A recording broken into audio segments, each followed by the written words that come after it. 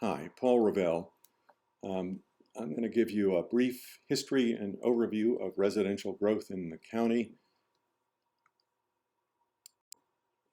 We have great schools, great jobs, and great location. They all combine to give us serious advantages in the economic development world and in the business of home building. We live in a very low density county. Housing debate always wants to get into density, too much, too little, wrong place. But I thought it'd be interesting and useful to understand, get a context. We're less dense than Frederick County. We're more dense than Carroll County. We're not anywhere near as dense as Catonsville, Baltimore City, certainly not a New York City or a Mumbai. They're at 75,000 people per square mile. So our history says that from 1860 in the next 100 years, we didn't grow. We were agricultural, very rural. Everybody was, it was fine. Post-war era and the GI Bill showed up, and we began to have some quiet, moderate growth. The first ring of outer suburbs began to be developed. But it was quiet, and not much happened. But then in the late 60s and 70s, you can see on the graph that residential growth, took off. We went from being a rural community to a suburban area in about a decade. We built 60 schools in 38 years. Amazing when I think back on it, which is a pace of about 1.5 schools per year. Our current rate of building is about 0.5 school per year. You're going to understand why that's so much later in the presentation. These blue columns indicate population growth by decade, and the red line is percentage growth by decade. And you'll notice that by the end of the 70s, we were growing at 9.2% per year. And then it falls precipitously to the point where when you get to 2020, we're growing at 0.5 percentage point per year. So what resulted is a hybrid suburb. So about half of the units are detached homes, about 1/4 of the units are apartments, about 1/4 of the units are townhomes. It's a hybrid because a typical bedroom suburb is mostly detached. So what Mr. Rouse introduced was this mixed income, mixed housing approach. We've had 7 recessions during our growth period. 4 of them occurred during the big boom years from the late 60s through the 90s. And those 4 really threatened the Newtown experiment, and they posed a real jeopardy for the county's bond rating. Luckily, Teachers Insurance and other investors continue to invest in Jim Rouse's dream, and the county government kind of stayed the course, stayed with it, and we got through it. In 2008, we had that big Great Recession, and it was bad, but I would differentiate it from those earlier recessions in that during the 2008 recession, I don't think any of us thought that Howard Hughes would fold its cards, and that in doing so it would collapse the economic base of Howard County. We buy big, expensive homes. These figures are from 2019, and they are median prices and medium sizes. And I'll point out that they're all bigger than the US medians. The trend in the last few years, certainly here, has been to put bigger homes on smaller lots. This is a map of the county organized by zip codes, and it shows all of the 2018 sales, new and resale, in the county, and it graduates them by shades of blue. So the light blue are the lower priced homes and the darker blues are the higher priced homes. So first, find where you live. Second, find 29 and notice that east of 29, to the right side, is all pale blue, and west of 29 is mostly darker blue. So there's something happening there. There's always been a gap between resale and new homes. This graph shows you national numbers which approximate about a 25% gap between the green new home and the blue resale home. Howard County, particularly now, is very different. Here I'm comparing the prices of median prices of new homes by type with those same types and their assessed values. And you can see that the new homes are between 40 and 80% more expensive than the resale homes. So why is that? I think it's because a lot of our housing stock was built back in the boom, and they're now 40 and 50 years old. And so those townhouses don't have a garage. Those singles have 8-foot ceilings and don't have an open floor plan. Those condominiums are about a third smaller. It's all great housing. I grew up in one of those, but new home buyers are not looking for that. MIHUs are part of our housing mix. That's a moderate income housing unit. We have about 1,100. I think you're going to hear more from Kelly Semino about these later during your sessions. So these 1,100 represent about 1% of our housing stock, actually less than 1%. And the other affordable homes in the county might amount to about 2%.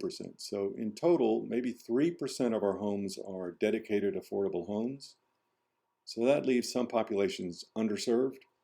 I'd call to your attention two in particular: housing for the disabled and low-income seniors. We live east of Clarksville. Notice that Columbia and Ellicott City represent 59% of all of the homes. And notice too that Columbia and Ellicott City are really in the center of the county and in the northern half of the county. It'd be important to see as a distinction when we compare that with future growth. So in 1992, APFO was passed. Planners and community leaders thought there was too much growth too fast, and it began to concern planners, especially after those recessions that we just covered. They knew that trees don't grow to the sky. They knew we had to do something, so they passed APFO. This chart shows you percentage increases in school enrollment for the last 43 years. And yeah, we've had decreases. Look at those years when we had those recessions. The school system lost students. Right? That's what I mean when I say that Columbia was under some real jeopardy, and so was the county. You can see that annual increases in student enrollment exceeded 5% or approached 5% for a couple of years. APFO got introduced in 1992 and almost immediately began to have an impact, and it's now dropped our percentage increases to the point where the last couple of years it's been at or below 2% per year. Our second turning point was the general plan adopted in 2013 called Plan Howard 2030. It introduced three big changes. It reduced the housing goal, it shifted allocations away from the West and away from established communities toward growth and revitalization areas, and it changed the focus from single-family homes to apartments. The general plan goals are to develop 33,000 new homes over the 16-year period, to attract 60,000 new jobs over that 16 years, and to shift commercial development away from retail and distribution into office, preferably Class A office space. This map is the general plan, Plan Howard 2030 map. It shows you that all of the two colors of green represent the west, which is not a growth target. The brown and the pink are the brown is the established communities, the pink are the growth and revitalization areas. And again, I'll point out to you that 29 separates the county. You can see that most of the growth and revitalization is to take place east of 29.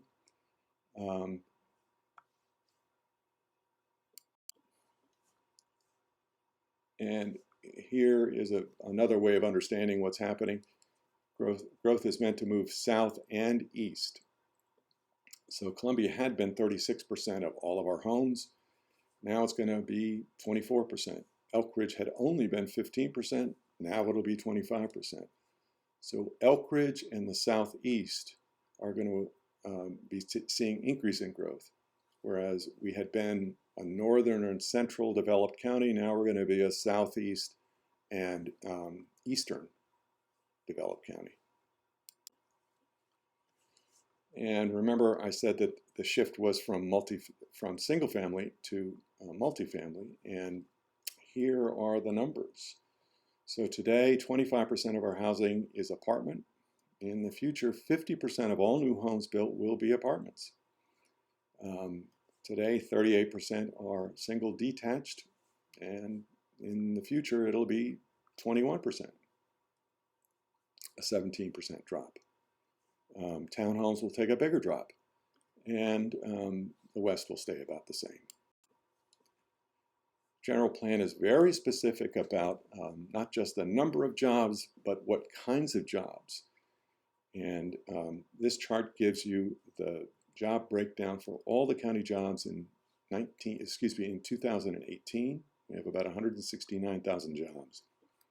Of these, I estimate that about 95,000 of these jobs could afford to rent or buy a home in Howard County.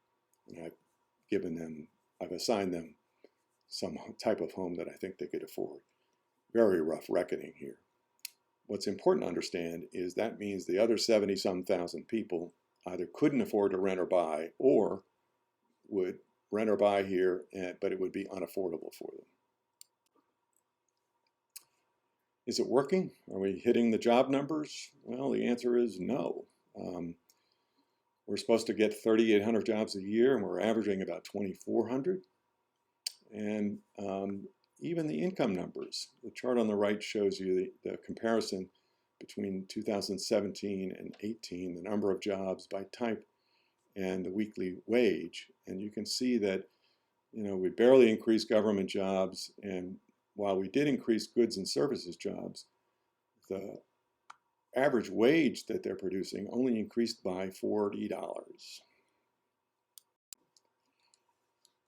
So Plan Howard 2030 isn't complete yet, but if you were to give it a grade right now, my grade I think would be a C because of the problems that I've summarized here on this slide. Every month I do a survey, a windshield survey of all of the new homes under construction in the county.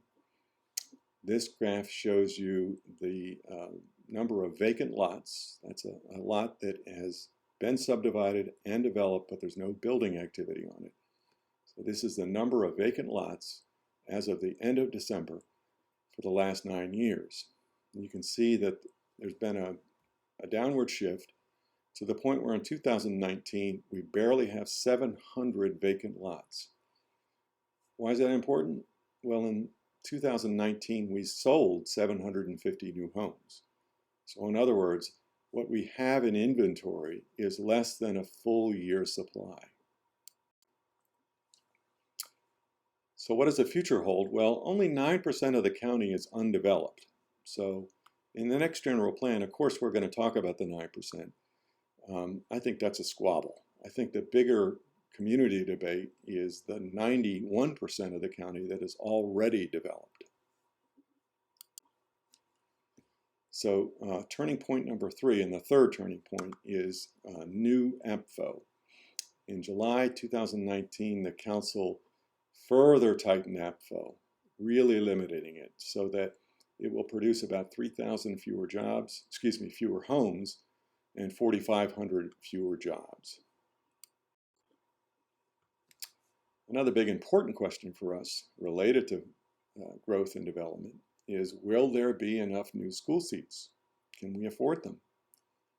This is excerpted from the 2021 long-range master plan by the Board of Education, where they're saying they need about $480 million to build the next 4,600 school seats. And it helps to explain why we're not building as many schools anymore. It's because a seat costs more than $100,000. I mean, just in 2010, an elementary school was built for $30 million. When we build new elementary school number 43 and open it in 2027, it will cost $51 million.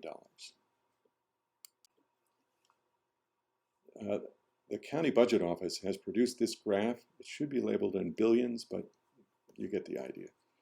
The green shows the county's revenues, tax revenues and other revenues associated with government. And the purple line shows expenditures. And what they're saying is that unless we do something, we're going to have a $275 million structural gap by the year 2025. And this is really the result of flat taxes, declining growth, and increasing demand for new services. So, what's next? Well, the next general plan process is starting now, and it's going to need leaders like you to solve problems like the ones this list on this slide. Thanks for your attention.